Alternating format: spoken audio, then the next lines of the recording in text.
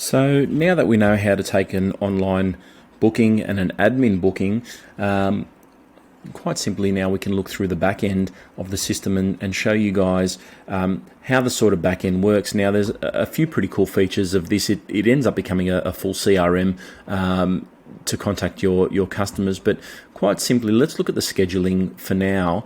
Now we've got a couple of bookings that we've taken. Let me just move this one back into Thursday the 28th, just so that way it's quite clear. Now we took, this one was the online booking originally that was taken in video number 1. This was the admin booking that we took in video number 2. Now let's click on that one for argument's sake, and we can now print a job card. Now it'll come up with all the details, update details and print job card.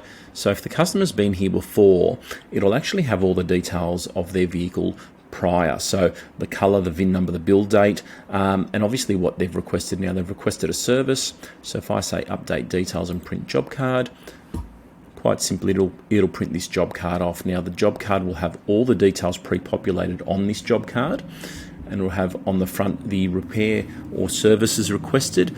Now they'd requested a scheduled service, and then quite simply it will have on page 2 we'll have the job report that the technician can obviously fill out. So these are printed off. These are printed off quite simply and easily, just by selecting, quite simply clicking on that customer, pressing print job card, updating your details and printing the job card, and it pops up with all the details.